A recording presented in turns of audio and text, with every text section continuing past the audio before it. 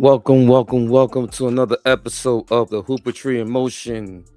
As we are in March, that means we are in the stretch run of the regular season of the NBA. Also, we are in March Madness, so we got college basketball heating up with the NCAA tournament starting in a couple weeks. So we got a whole lot of that going with the men's and women's side. Some news that came along today. The big news. Boston Celtics wing superstar Jayson Tatum has been officially cleared. What's his nickname, Josh?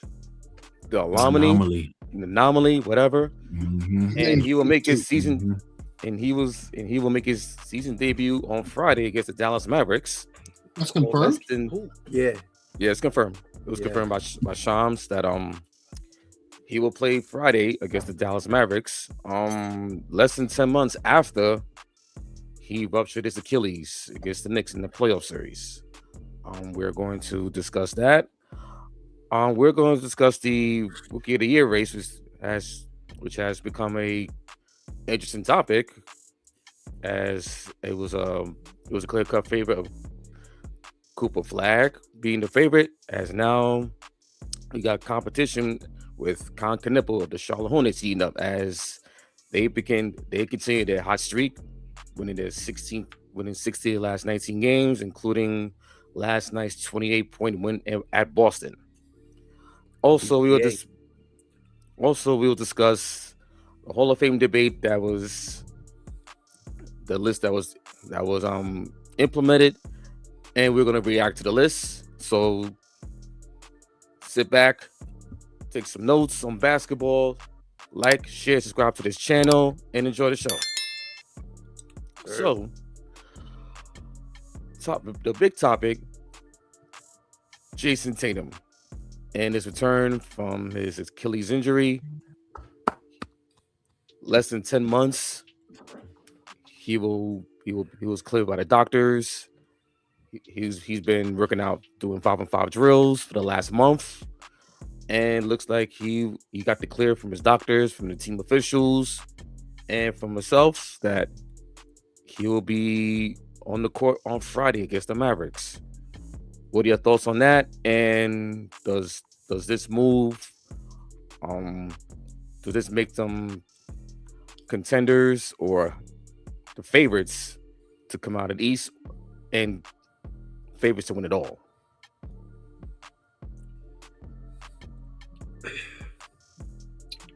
Josh, go ahead. Such a loaded question. Like, obviously, adding Tatum back to the fold, it changes the dynamic of the East. And obviously, with the Eastern Conference right now, I think Boston's the 2 seed right now, right? Yeah, they are. Adding Jayson Tatum back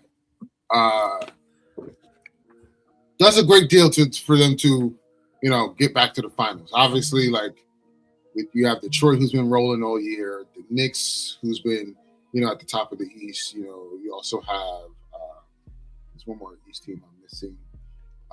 Cleveland. Yes, Cleveland. Another team that's in contention out the East, and those are the 4 teams. You forgetting one more. The Charlotte Hornets, yes. They're top 4. They're not a top 4 team, so I'm not. They're heating up. Yeah, I'm not. They're a 10 seed. Okay. They sleep. So I just think that does make it interesting.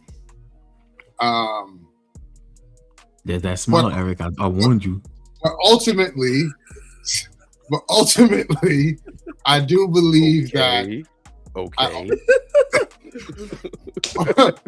Ultimately, I do believe it is a mistake for Tatum to come back this early. No one has returned from injury from an Achilles tear this fast, and I think right now, with the Celtics rolling the way they are, I know a lot of people are big on just chemistry and all. Like, these guys have been around each other. I don't think there's going to be chemistry issues, but like Tatum, like this is we're going full throttle. Like it's just like second half of the season, everyone's on go. To jump right into it now, I think it is a mistake, but who knows? You know, like this may work out and this may prevail. This will be one of the greatest like comeback injury stories ever if they win a championship this year. So it's a feel good story, but also I'm also like I think he's making a mistake. But I understand it. I get it. Like he's ready. He wants to come back, and he wants to play. You know, obviously there's a golden opportunity for Boston to kind of stake their claim in the East as they once were last year and the year before. I just think right now it's just like this is. I just think it's the timing. It's just like why now? Like why right now? And that worries me a little bit, but. Again, it does make it very interesting because, you know, you have don't go nowhere, Eric. You have New Knicks my camera who have aspirations. You have the Detroit Pistons who have aspirations, and you have the Cleveland Cavaliers who adding a talent like James Harden to their roster clearly means they're going all in. So, it makes the top of the East very interesting, and I'm curious to see how it all unfolds. But I personally, I just think it's a little too rushed for Tatum right now. I think he should have just sat out the year. I agree. I think it's rushed. I like the call back. Well, I know you guys do, but like to the viewers watching at home. My personal YouTube page at Tatum'S. I did a video saying that the Achilles injury was like one of the biggest what ifs in NBA history. And I covered a few players of who went down with the Achilles injury. Majority of them was pretty recent. Tatum, Halliburton, Dame. And then you had guys like Kobe, Boogie, who sustained an injury and never KD, of course, and never returned back to pure form. Reason why I feel like it's a really weird timing for Tatum to suit up and play, because one is just it happened 10 months ago. And like the Boston Celtics are in the playoff race right now. So it could be a double-edged sword. It could be good for the chemistry or it can hinder it. But I also feel like, and Josh, this is something that we spoke about off camera and in the chat. Like science has gotten better. Technology has gotten better. Guys are recovering from injury at a faster rate. ACL injuries don't feel that career ending, don't have that big of an impact anymore. So it is possible. Like we can all agree on this, and the viewers watching at home, the biggest person to, I could say, overcame the Achilles injury has been Kevin Durant. But in that space, Kevin Durant also sat out a season. But and matter of fact, his stats is better post Achilles injury than pre Achilles injury. But in this space, the timing is it's happening so quick. I mean, I wish all the best for Tatum, but like I said, it could be a double-edged sword where it can they try to, how can I say, like teeter it so much that his full production is not there. And it may even hinder the team, So I like I said, I just think it's too early for it. Okay. Eric, you got him? They can go ahead and put him in A if they want to. If they want to jeopardize his career and fast forward his recovery, go right ahead.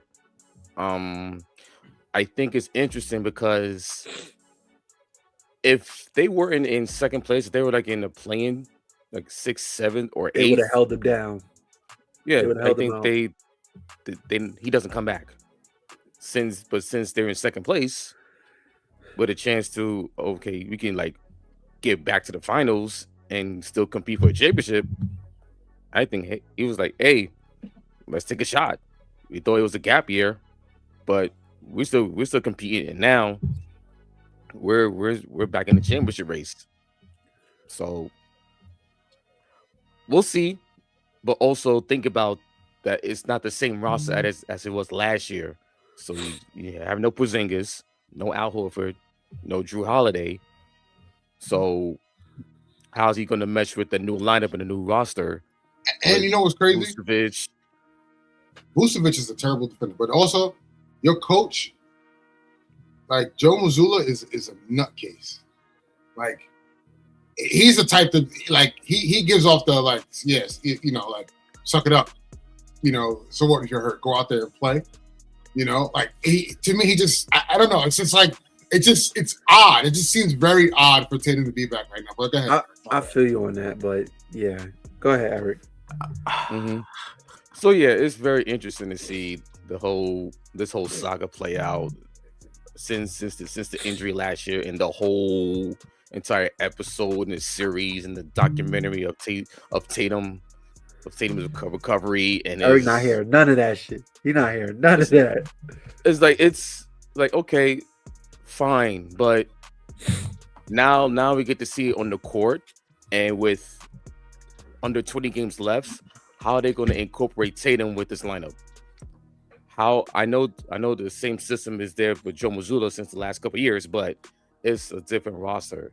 So you're gonna have to they're gonna have to like take their time with it and not rush to have him back into the old Jayson Tatum that he was, the MVP Jayson Tatum that he was. Mm-hmm. So it's gonna be real interesting to see how they play this out and also compete for a top 2 seed, because they do want that 2 seed. They're trying to fight up the Knicks and the Cavaliers. Mm-hmm. So it's gonna be real fascinating to see how this Celtic team responds and implements everything with Tatum. And do they give him a ramp up before the playoffs? Like do they start him off the bench for how many games, or for the first 7, 8 games, and then towards the last handful of games do they ramp him up in the starting lineup? Those are the questions that they got to ask. So we'll see. We'll be watching. I sure as hell will be watching. So no, I got my close eye on them regardless. See what tricks they got up their sleeve. Josh? I am so disappointed in all 3 of you. Y'all, but you understand though, right? Y'all are presenting your argument as scared. Here we go. Oh man, Tatum, don't go out there. You're gonna risk your career. Oh, me? I'm not scared. No, not you. Well, I not said. You. Mainly the 2 Lakers over there, because they want him. They want to sign him later on. You're gonna risk your career. You're gonna risk your career. No, we don't. That ship is sailed. You ever seen that movie Him? That's what's gonna happen. I'm seeing all over Twitter people be like, "Oh, Tatum, why are you rushing back?" Guys, it's 10 months. That's the regular recovery time for Achilles. Kobe and KD came back later because they was old. They was old bags. Tatum is a young boy. He's gonna be fine. 10 months is regular. You know who else came back in 10 months? Dominique Wilkins, and was all-star right after that. Yep. Right. And that was medicine in the 90s. Yep. That's a fact.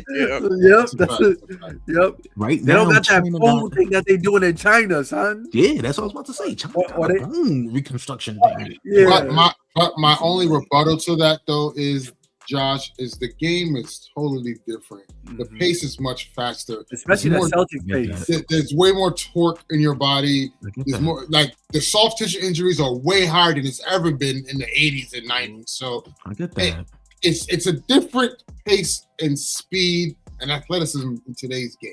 And you're leading me. Thank you for the alley-oop. And to my next point, the alley-oop, his name is the anomaly. He does stuff that's not. He does stuff that's not normal. He's gonna be fine. I'm telling you, bro. Tatum is gonna be fine. Let's stop all these soft responses. He's gonna come back. It's not gonna be great because he's still gonna be rusty. There's a lot of time without ball, without live action of ball. But he's gonna be fine, guys. We talking about playoff basketball, championship level basketball. He's gonna be fine, man. I don't think the Celtics make it far this postseason, but he's gonna be fine. He needs this. He will get through it. I promise you. Tatum, out of everything I've ever heard of Tatum, bro, this guy's like one of the perfect athletes, bro. You don't hear no bad stuff about him. He work hard. He a little corny. He a little cringe. But like, that's the only bad thing you ever hear about him. He's gonna be fine, bro. Mm-hmm. He's gonna be fine. He knows what he's doing. That's all I have to say. I'm for the move. Let's make it interesting. Let's scare some people. So what are you gonna say? My question. So my question is, if he gets hurt again, then what? It's life. Then what? Now you can't. But then the conversation is going to turn to, he should have came back now, and then you know what the media is going to do. He wanted to rush back because it was going to be Jaylen Brown's team, and Jaylen Brown was proven to be the number one option. Listen, you can't listen to the outside noise. But that's what the conversation is going to be. What happened? You can't listen to the outside noise, man. Listen, let me give you a great analogy. You can't bubble wrap somebody. You know, a man once told me, I know you want to keep your kids safe, but you got to let your kid go walk outside, go to school by themselves. You can't let protect them and bubble wrap. Oh no, you can't go out. You can't go out and play basketball right now. No, so bro, you can't do that to Tatum. Did they coddling him? I feel like everybody else wants the Celtics to coddle him. 10 months is a regular recovery time. No, literally. There's a recovery, and then there's a ramp up, and then there's like, all right, let me test it out. Like there's steps to this whole thing. Like I said before, it's a weird timing that is happening towards the end of the season. Everybody that I mentioned, I'm not going to talk about Hallie. I'm not going to talk about Dame. But speaking of though, real quick, and I know this is probably this is a hypothetical. If the Pacers were a top 5 team in it, you think Halliburton's coming back? No, because Halliburton tore his shit in June. But if he didn't, if he tore the shit in May, because then maybe it's a different story. Yeah, but Halliburton tore it in June, Game 7. That's the latest game you could ever. Yeah, of course. Yeah. And then Halliburton is literally, he will be coming back in the middle of the playoffs. That's worse than I'm gonna play the last month of the season. Yeah. Yeah. You feel me? I get it. I don't know. I have to see it to believe it. It's maybe it's just it's a PTSD thing with me, because obviously my favorite player of all time, I had to witness that, and that started the decline of his career. Not saying that Tatum was going that. No, yeah. I Kobe get you. You know what I mean? Like, if Kobe was, how old is Tatum now? 26, 27? If Kobe was 26 and had that injury, I think he would have been fine. He even felt like he was playing some of the best basketball of his career before he went down with the Achilles. He was dangerous. Yeah, but y'all sucked though. He was carrying too much for 30. Yeah, he was. He was carrying his offense on top of that. So yeah, he was carrying. So it's like, my thing is this. Tatum, welcome back. Be great. And I just know in the back of your head, every time you close your eyes to go to sleep, you just saw your team losing to the Knicks. That's why you really back. You couldn't let that sleep on your conscience. I know that's why you really back. Because I never, bro, he got surgery right away. That's how I knew. I was like, yo, literally, what is this? He's coming back. He literally got the surgery. I think the next day. The next day. Yeah, I was The the next doctor day. said there's like two different ways to go about it, and he was like, "Yo," his mom was like, "Yo, we doing this now." It's because he lost to the Knicks. It's because when he was like, "Nah, we about to lose to the Knicks." Oh, that's before it was the series was actually over. He's like, "We about to lose to the Knicks," and it's He gonna said, be "Lose to the Knicks was worse than tearing his Achilles." Yeah, he did say that, but to be fair, he got to hold that because they were losing to the Knicks while he was Anyway, but, and here comes the what if. Tatum was put on BTA before he went down on that injury. Tatum was hitting everything. He was hitting everything. It was going to be that 3-1 comeback story? Nah, I don't know. I don't know. But Tatum, I was like, he got it. He got it, bro. Listen, got it. And before we move on, having this whole season without Tatum, bro, man, the game not the same without him, bro. I ain't gonna lie, man. We need a Tatum playing basketball. So you say we need a cringe player? Nah, like just and I don't mean this in a disrespectful way. What I mean by that, when I question it, is like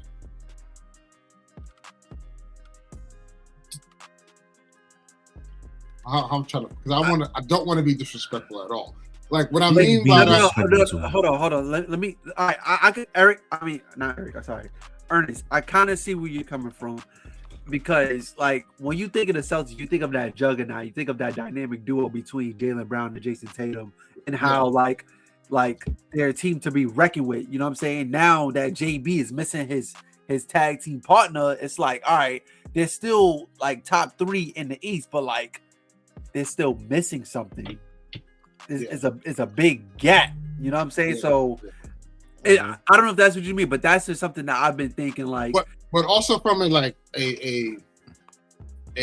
superstar face of the league standpoint, he really wasn't missed though.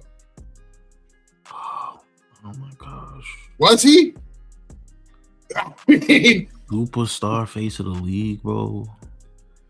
As one of the faces of the league, he was missed. He was missed, bro. I don't know. I can't say I was like, damn. I wish. It's because you're a Laker fan, bro. It's because you're a Laker fan. No, not even. Because it's like, if I'm not gonna lie, if Jokic is out, or I'm like, damn, damn. But here's the thing. Because you don't care about this side of hoops. You don't care about. Not saying you gonna understand what I mean by I say this side of hoops. Mm-hmm. You don't care about East Coast hoops. Oh yeah. So you don't feel it. Like I feel the difference without Tatum and Hallie here, bro. It feel like damn. Like I would say this is the reason why it's not like noticeable to me, because it's like Cade is so loud. Like Cade has been so loud on his. But can you imagine Cade in this emergent season playing against a Tatum? That's what we're missing. To your point, yes. Let's ask the person who team is currently in the top 3. Let's ask Eric. Was Tatum's presence missed this season from your point of view? I don't care about his presence. I'm like, bro, we're trying to beat the Celtics. We got one more meeting April 9th. We're trying to get the 2 seed, all right? If we drop to the 3 seed, Charlotte, let's go. Get to work. Do you want to play Charlotte?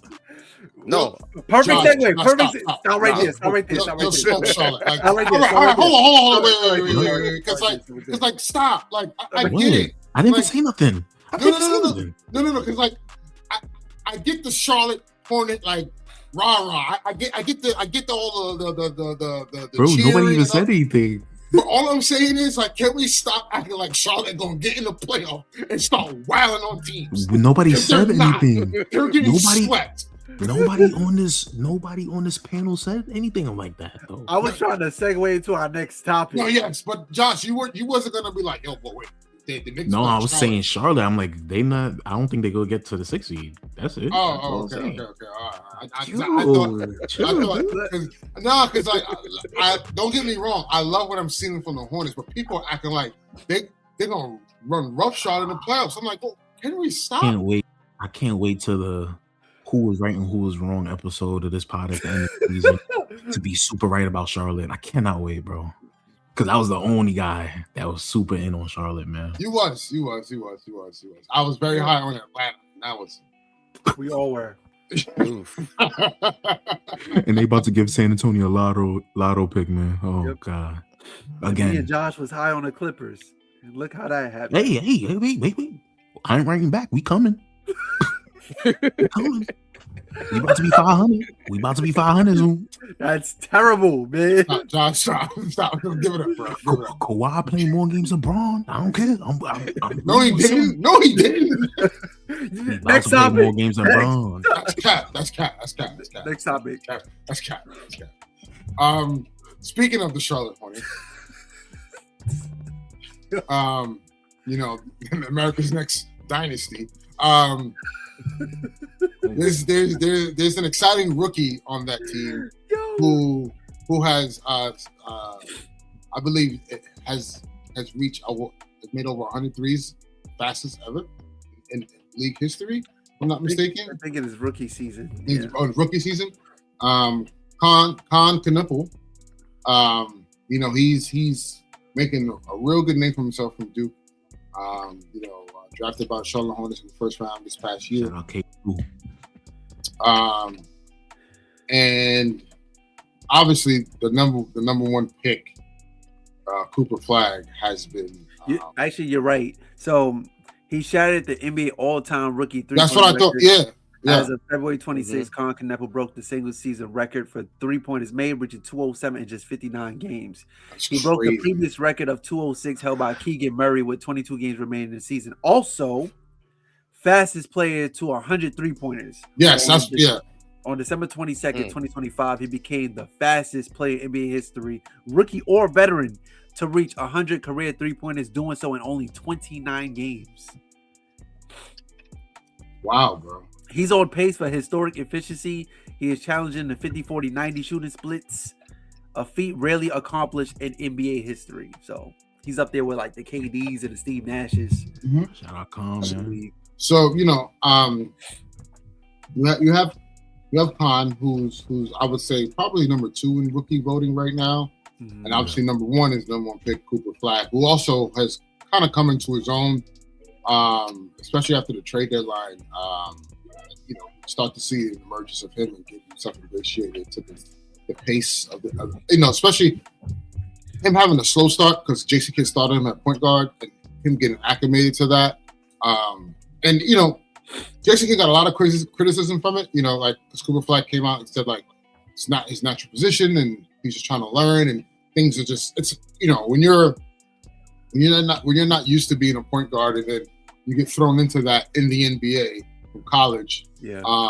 It's a whole different ballgame, it's a different pace. But I do think in the long run, it has helped him. Yep. So those are the top 2, right? If I'm not mistaken. Who would be third right now? Third is VJ. It's a distant third. Oh, yeah. I forgot about VJ Edgecombe, but it's a distant third now. He was actually my pick going into the season. VJ. He showed it for the first month, but then he did.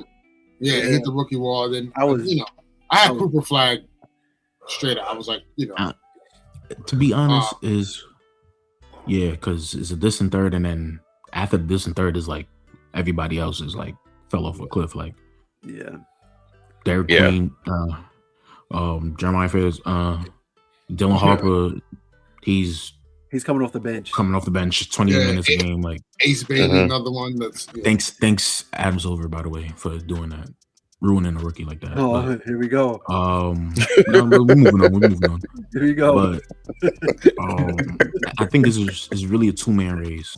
Yeah. It's between the main event and K2. I like how you just out here giving people nicknames. I like that, yo. Nah, the main event is actually his name because he's from Maine. I like that. That's actually a fire. That's a nickname. fire. Nobody calls him that though. I feel like they should like lean into that. The main event. Yeah. Yo, Josh, you need to trademark that ASAP. No, facts. No. They call him that. They call him the main event. Oh, they call him that. Okay. Yeah, they was calling him that in high school. I don't know why they stopped doing it though. It was like, that's a good nickname. Nickname episode coming soon. yeah, that's why I call Con Connect with K2, guys. I'm not shouting out drugs, but K2 I think needs to be he needs to be rookie of the year right now. Even though I heard rookie of the year don't matter how games played. Is that true? They definitely hasn't been. I don't think so. So they don't have a 65 game rule in that? Okay. What's crazy is Cooper Flag has scored the third most career points by a player before turning 19. Come on, man. So you got LeBron at 1 at 625, right?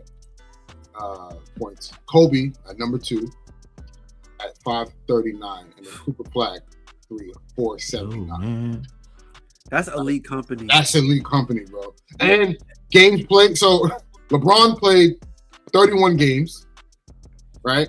And got 625. Kobe played 71 games, got 539. Kobe was doing this off the bench. Kobe's doing that off the bench. So you got 625 for LeBron, 539. And what's crazy is LeBron was averaging 40 minutes. Kobe averaging 15 and a half minutes a game. Cooper Flag. So LeBron been stat pattern his whole life, huh? But I'm not gonna put my soldier hat on. The black SUV. Yeah. Oh yes, sir. It took him 40 minutes a game to do that. And then Cooper Flag averaging 34 minutes a game, only 26 games played at the time when he broke his record, or he reached number 3 at 479. That's elite company. Hey man. Yeah. I'm glad the American white boys are fighting back the European white boys, man. It's only so long you could take over our game. I'm like that. They taking ownership. It's like, nah, yeah, you need to step up. Yeah. Shout out Coop. Shout out Con, man. Like, so Josh, your pick is Con. I'm going with Con. My pick is Con. Only because I'm not saying because I don't really care about the winning. You impact and winning. I don't think rookie of the year that should matter. Yeah, no, it shouldn't. Because one year they did that when they gave Scotty Barnes over Cade, and I was I couldn't believe they did that just because Scotty was on a playoff roster coming off the bench. But then you also do it for a year like LeBron and Melo when Melo made the playoffs and it's inconsistent. That's why I don't. Do you think they bring back? This is a question. Do you think they bring back the Cole? I can see it. I just think though, because the last Cole rookie of the years was what Grant Hill and Jayson Kidd. Yeah, I think they're gonna give it to Cooper because Cooper's been consistent all year. Yeah, but Con has too. No, but here's the thing though. Like with Con, I think. Because of like you have LaMelo there, you have Brandon Miller there. Like it's, I get it. I understand that. I'm just telling you. I think what the media is going to look at. Cooper Flag. His team has been handicapped. Show. Yeah, it's his show too, and it's his show.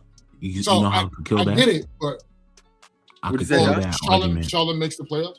Yeah. For the first month of the season, Brandon Miller was out for a month. Mm-hmm.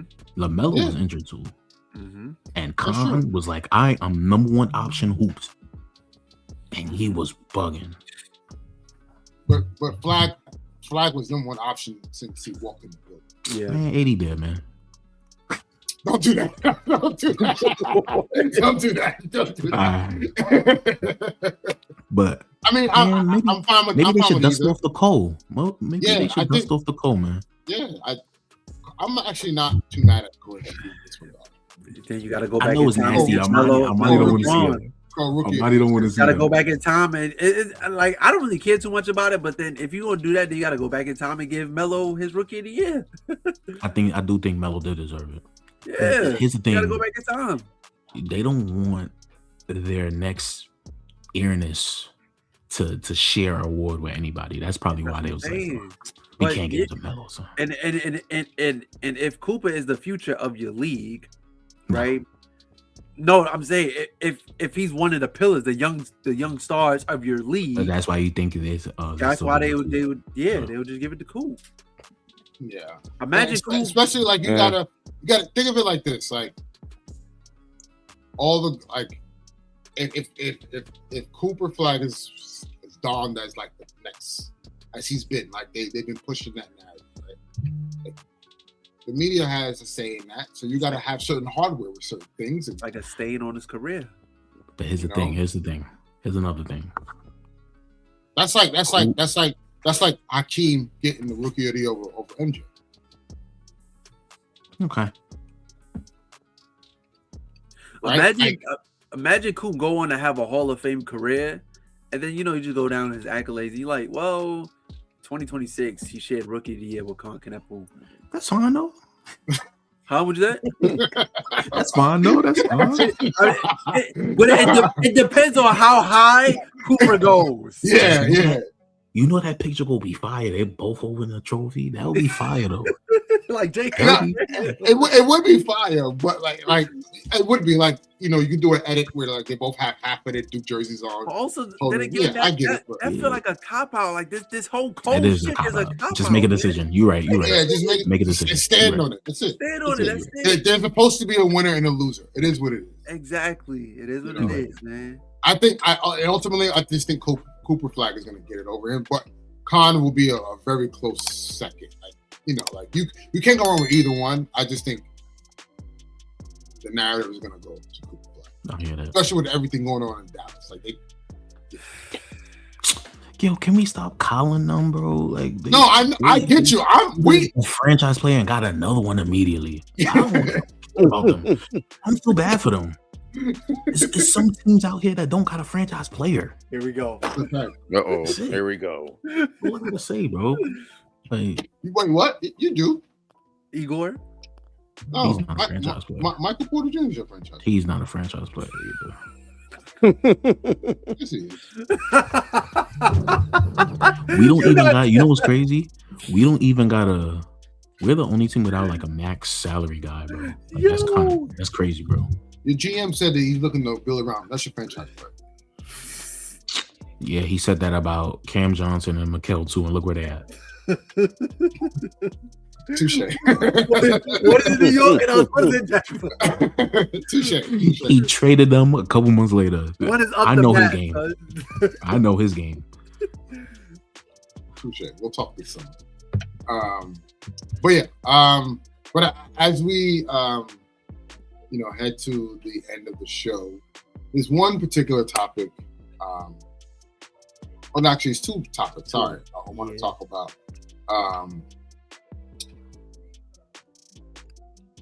Games we refuse to watch. Oh, so we're gonna go that route? Oh yeah. Yeah. We're gonna leave the Hall of Fame debate because I think that's a high note and we can end it on. Perfect.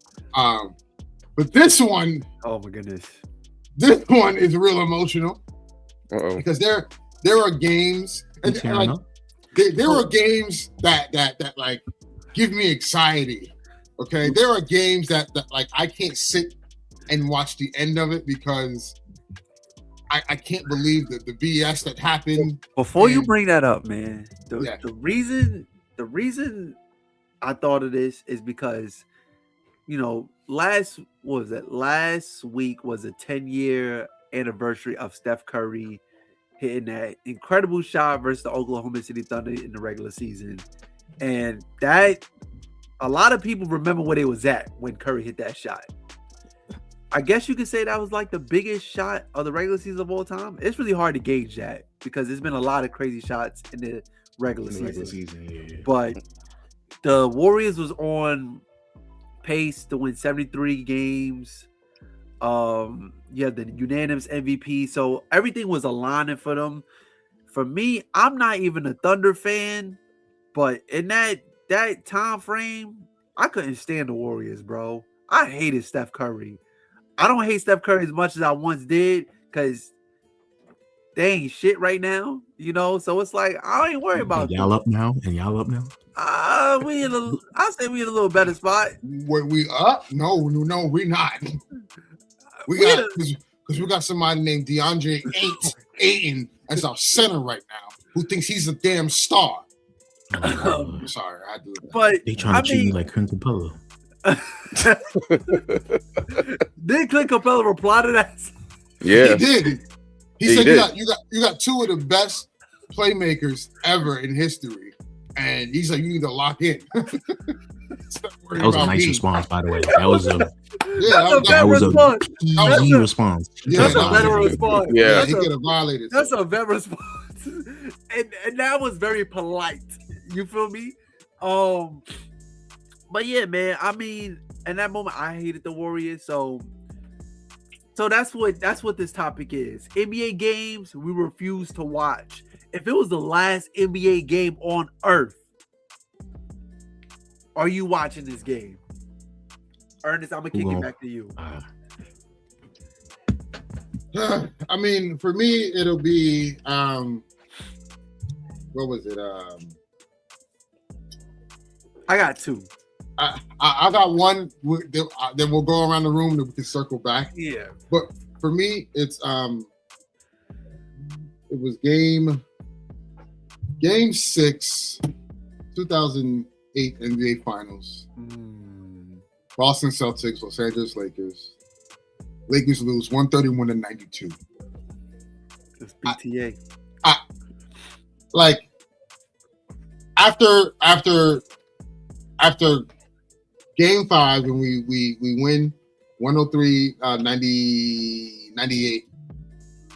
I'm like, oh wait, like we have a chance, and then the worst part of that game in game 6, the worst part of that game was it Glenn Davis, Eric? It was Glenn Davis? Yeah.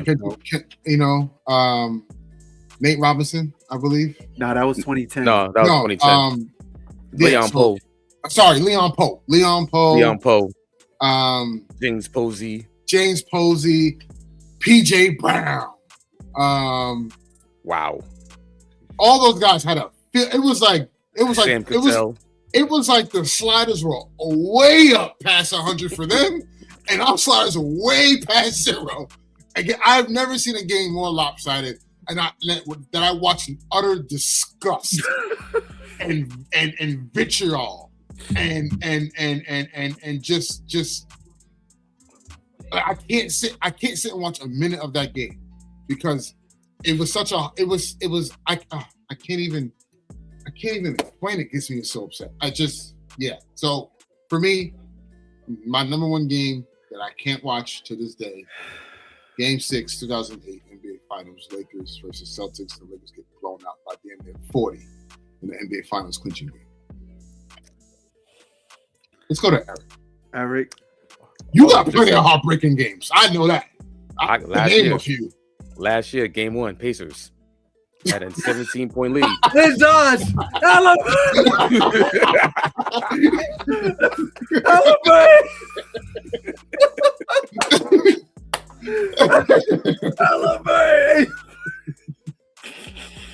Yeah. He's point at Reggie. The point at Reggie was crazy. You couldn't make that up, bro. He was turning red, bro. He's really choking himself out, bro. He was trying to kill himself on the court. Here's the thing that still pissed me off. Like, they had a 16-point lead in the 4th quarter, and they were like, yo, we're about to win this series. Like, they were literally on their way to, like, winning game 1 and completely take over the series. Next thing you know, first it was Aaron Nesmith. So let's not forget about him. Guys hitting 8 threes. Josh Hart couldn't keep up with him. I don't know what the hell happened. And then end of the game, Halliburton misses the shot. He gets his own rebound. He goes back towards the 3-point line. He shoots it, and it hits the who was it again? Board. Mikal. Who was Mikal Bridges? Yeah, Mickey 5 picks. And this is the worst part. He shoots it. It bounces on the back rim and it goes up. And we're thinking, yeah. And then it goes straight through the hoop. I'm like, are you kidding me, bro? The watch party that we was at, it went from straight up celebration to dead silence. Just like that. Oh, is no video? Nah, that would have been gold. This video. This video.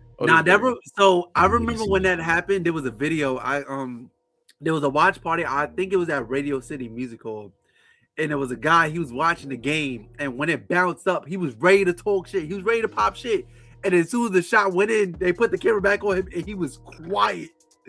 I gotta find that video. If I find that video, I'm gonna clip it in. But yo, he was ready to pop shit, yo. Had a Hallie miss. Not only that, game 2, they had the lead also and they lost. So that snowballed and that finished them off for the entire series. I was like, damn. You know what's so crazy? I resonate with you. I know that would be a tough game to watch. But I thought you were gonna pick like one of like the old school games, like the Patrick Ewing layup. That to me was just like that. Like Patrick Ewing had a full stride layup and then just oversold off the back rim. Off the back rim.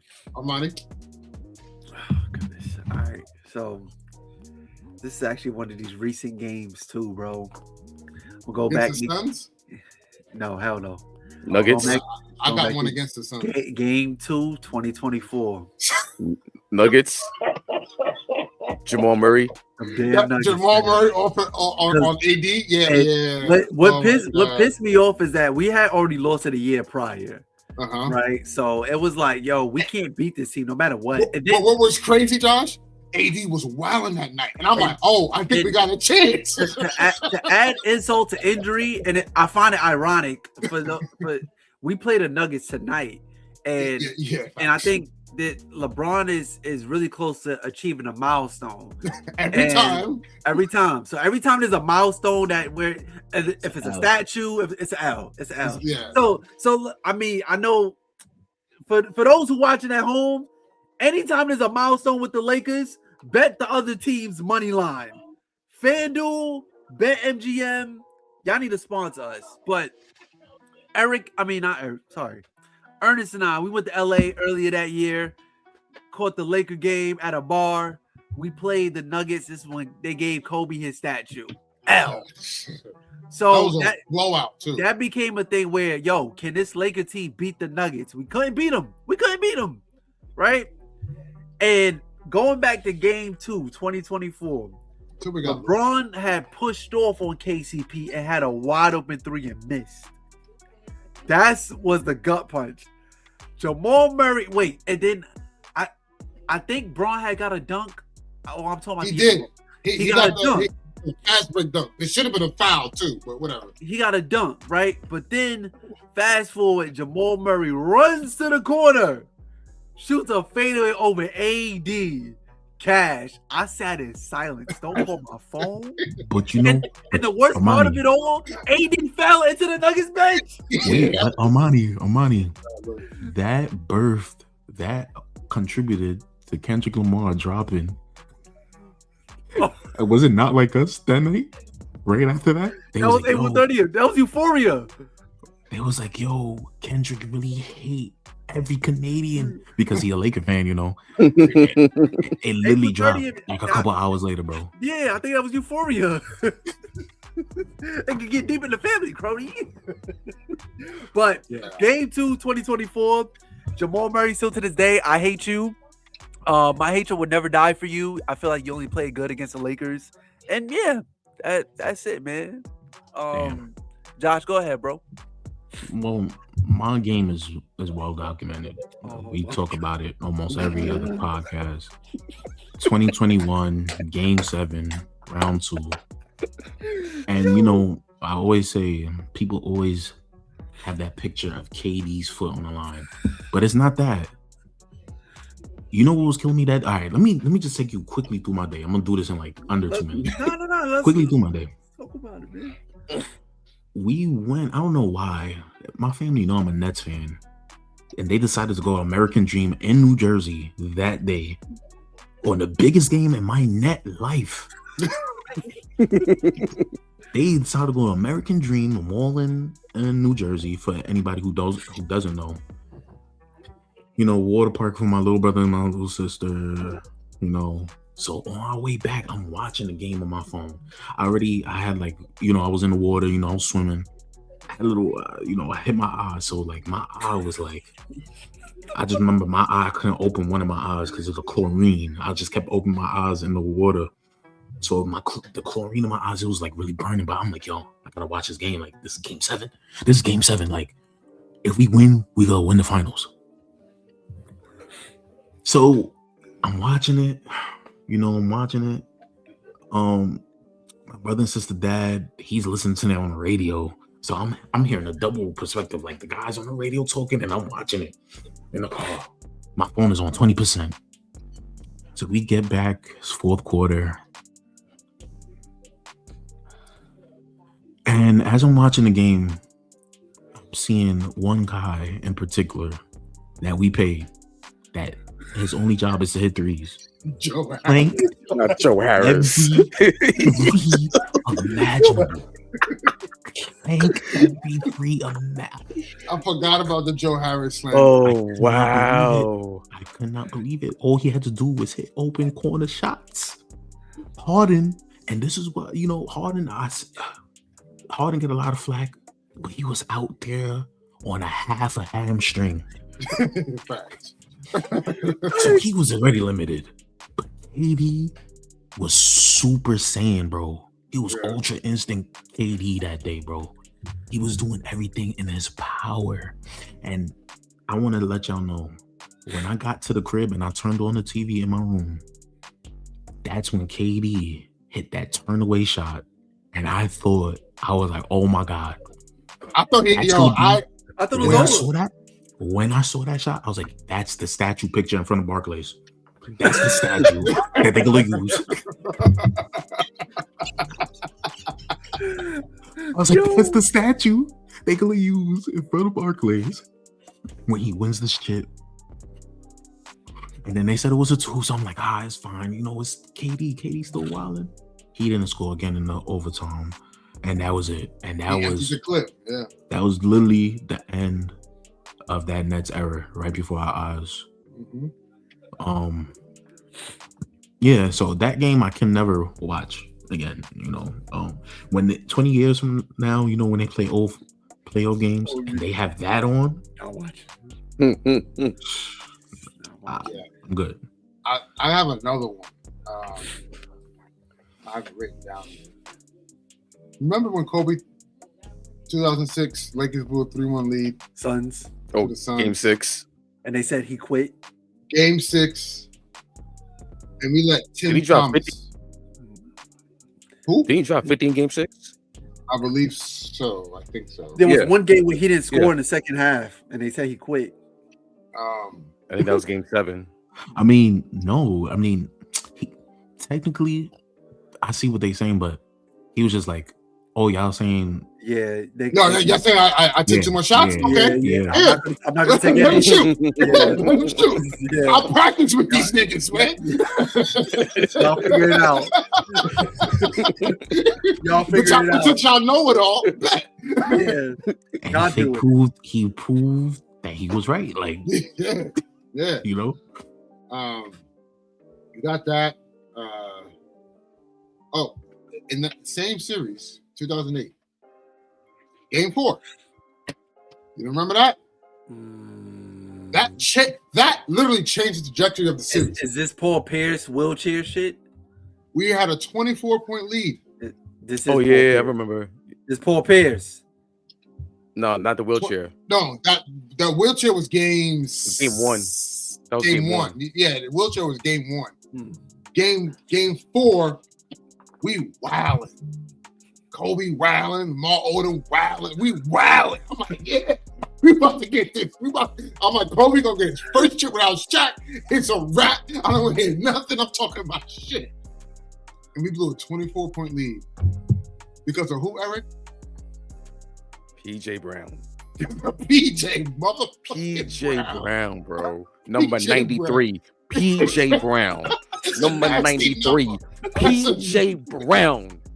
Eric would always troll me. The same dude that cost my Knicks a championship in 1997. PJ Brown, number 93. Yo, crazy. I got another one. Go ahead, Eric. Go ahead. My next one. It's crazy how all three of mine are literally against the Celtics, and this was recent. This one was recent. Okay. I know the way you go. Beverly showed you the camera and said this was a foul. It was a foul, bro. And before that, they called some bullshit ass foul on Dennis Schroeder. He didn't touch Tatum. That game was so crazy. That game is a rewatchable to me because of how LeBron was acting like Randy Orton. He was acting like Randy Orton. He was getting ready for the RKO. He had the voices in his head. Bro, I've never seen Bron that animated. He was tight, bro. It's a regular season game, Bron. It's a regular season game. Nah, but it's the Lakers versus the Celtics. It's a different energy.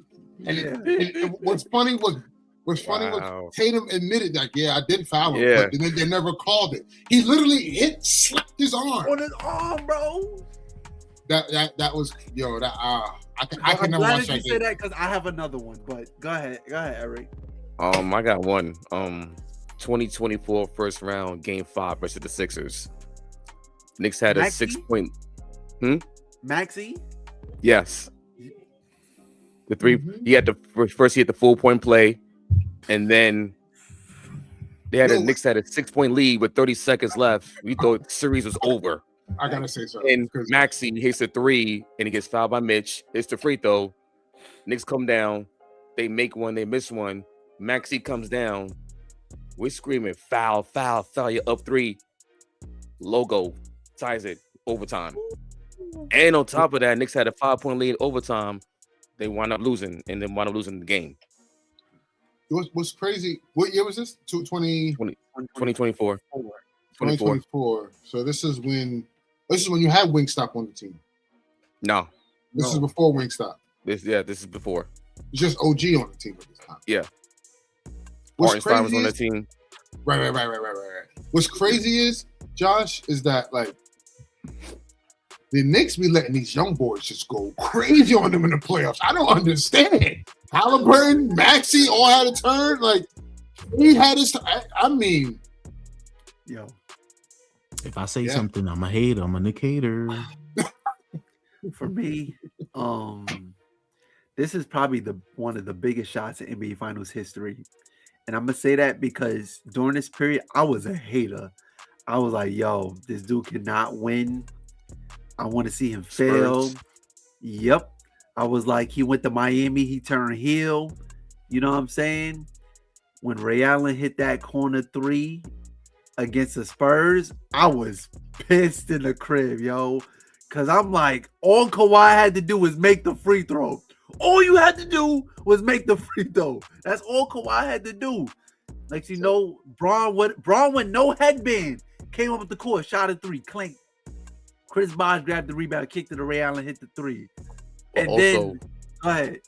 But also, who was not in the game that time? Tim Duncan. You got the greatest rebound of all time not in the game. And then going to game, I mean, they eventually lost, but the way it happened in game 7, LeBron hitting mid-range pull-ups, and there was one particular play, I would never forget it. Tim Duncan, he had an easy layup, something that he made his entire career, and he missed it rolled out, and he tried to do a putback, and he missed it. And you could tell he was frustrated. I never seen Tim Duncan get out of character like that, because on defense, he smacked the floor, and I'm like, yo, it's over. It's over, but I mean that it's crazy when you really look at like you watch that shit, man. When you look at like games that happened in history, it's like, yo, I know Cleveland fans were tight. The J.R. Smith, it's like you can't fathom. It's like how did these happen? How did these things go, Dodge, go. You know what team fans on those type? The Sacramento Kings. Okay, next subject. So Wait, we're gonna go. I got one. Wait, you know what team was tight? Because there was an actual video proof of it. When Kawhi hit that shit against the Sixers, and there was a video of a family watching it, and the little kid started crying when the ball dropped in the. He's never gonna forget that, bro. He's never gonna forget that. He's never gonna forget forget that. that. Yo. He's never gonna forget that. But yeah, It's like a Spurs fan. They're never gonna forget the .4, Derek Fisher. Like that's a hot that because you Tim Duncan hits that bullshit on Shaq. Yeah, on Shaq.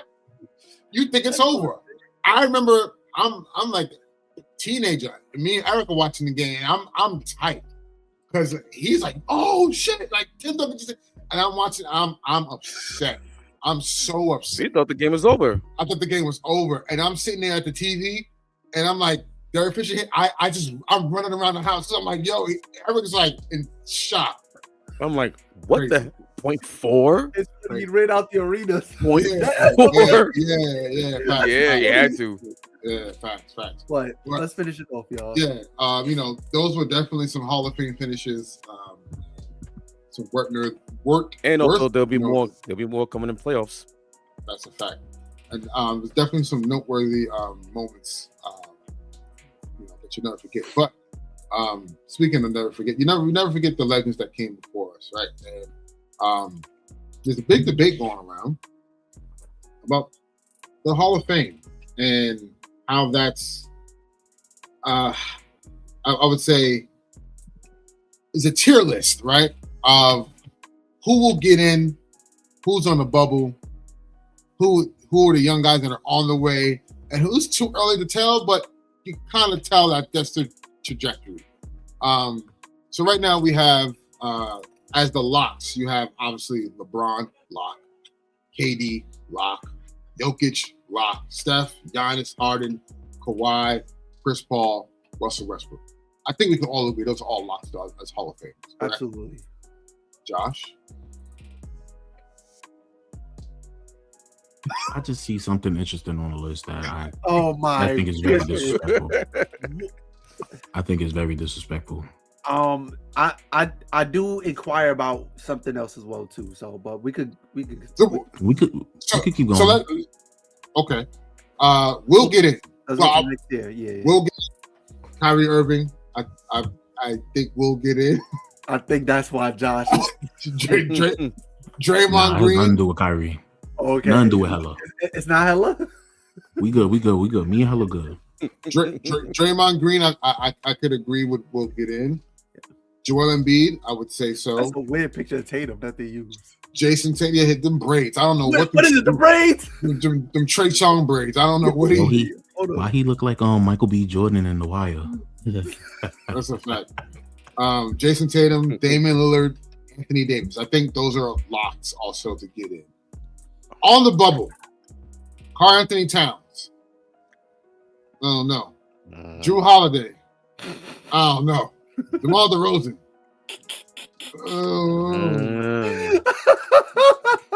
Jalen Brunson. I think Jalen can get it. I don't know, but I think he can. I don't know. Donovan Mitchell, Devin Booker. Wait, is that? That's the bonus. You see what I'm talking about? Can I just cut to the chase? I want to cut to the chase. Can I cut to the chase? Honestly, because honestly, Armani, like as you said, don't read it. I didn't read it. It's my first time looking at this. Sabonis is on this list? I didn't even. But that's why, as soon as he opened it, I'm noticing a name that's very disrespectful. Why is Gobert on the tear of these bubbles? Yeah, facts. He's a lock, he's a lock. Gobert's a lock. He's a 4-time defensive player of the year. Exactly. He's a lock. Bro, all defensive teams, and he's on the same tier as. No offense, please do not kill me, guys. He's on the same tier as a Donovan Mitchell. He's on the same tier as a Brunson. He's on the same tier as a Devin Booker. Like Karl Anthony Towns. Sabonis? Are we kidding? Are you kidding me? Sabonis is crazy. He has crazy accolades and silver medals. Yeah. Like, Yeah. he's a will get in or a lock. This is crazy disrespect. Mm-hmm. Next here, young and on the way. Cade Cunningham, and this is my trajectory. So Cade Cunningham, yes. Wemby, obviously. Just based off, Ant-Man, obviously. SGA, obviously. Yeah. Luka, obviously. I think SGA should be in the will get in tier off the strength of his last season. Yeah, I think. Yeah. SGA I honestly, that's why honestly, out of the young and on the way, it should he be in will get in. SGA and Luka should be will get in. Luka's a 5-time first time. Nah, Luka's bubble. Luka bubble. I look. Wait, hold on. Wait. See, now he getting me tight. How would he be? I can't even talk. How would Luka be on the damn bubble if none of those guys on that bubble have multiple first team All NBA? Luka has 5. This is how you rage bait. See, it's crazy. Anyway, but Luka is a will get in. Luka and SGA is a will get in. SGA is a will get in. Is Ant-Man a will get in right now? No. Nah. Not yet. Nah. Young on the way. I feel like that's proper for him. He gotta get like an MVP or something. He gotta get a stamp on the league. He need a couple more All NBAs to me. Mm-hmm. Okay. Too early to tell. Cooper Flag, Paolo Banchero, LaMelo Ball. Why is Scotty Barnes here? Tyrese Maxey, Alperen Sengun, Conker Nipple, Evan Mobley, and Chet Holmgren. Here's the thing. I love LaMelo. This is his 7th year in the league. Too early to tell is kind of crazy. It's kind of crazy. Yeah. 7 years in the league. Yeah. You kind of know somebody's gonna be on their way to the Hall of Fame if 7 years in the league. But like, think about it. Like by year 7, Michael won his first chip. We already knew what he was going to be. Let me see what year. LeBron. We kind of knew. And again, it's not fair to put those guys in that stratosphere. But like, what I'm saying is, you knew KG was going to be a Hall of Famer 7 years in. Yeah. You knew Tim Duncan was going to be a Hall of Famer 7 years in. Like, it's just don't know what Melo. He has the talent. Yeah. Okay, he's not 70. He's 6 years in the league. He's 24. It's still a chance, but it's just like it's hard, bro. It's hard the older you get. He's a Hall of Fame in dangerous driving, son. I don't think. I honestly think some of these guys shouldn't even be. Paolo shouldn't even be on this list. He's the worst player on these lists, bro. I agree. You said Paolo's the worst player on this list? Yes. Yeah. That's mentioned like he. I haven't seen nothing this season, bro.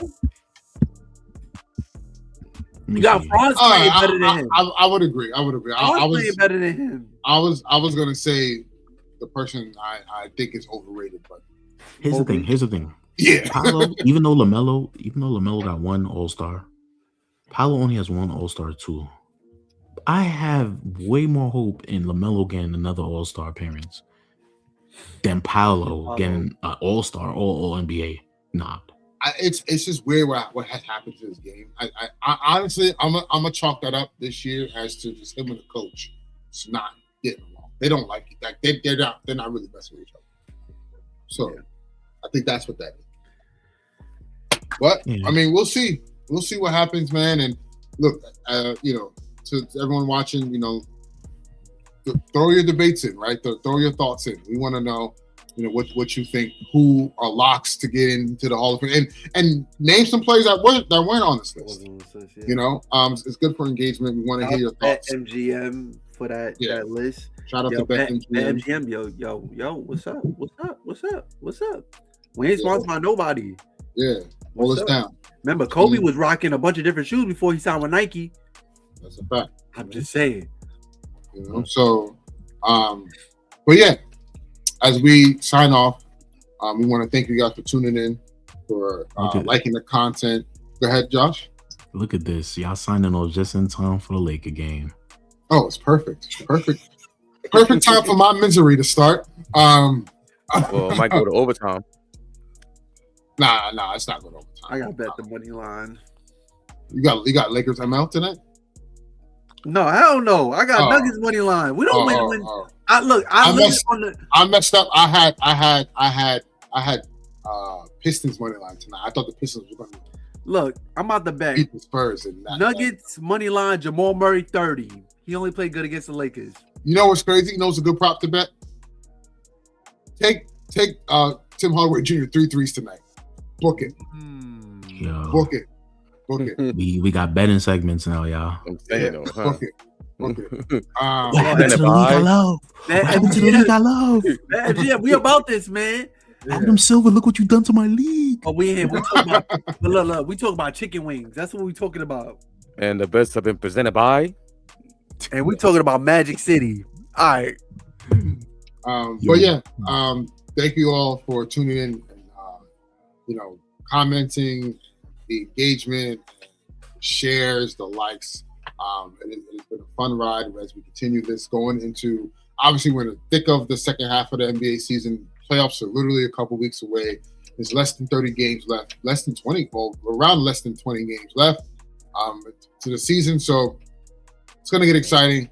And then obviously we're going to head into the playoffs, which is going to be a very interesting show to watch.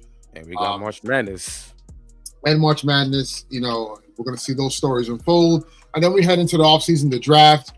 Expansion is another thing that's going to come up as a topic of conversation we're going to have an episode about. So a lot of good content coming down the line, and we want you guys a part of the ride. So until then, take care of yourselves, take care of each other, and of course, as always, watch some damn basketball. Sure.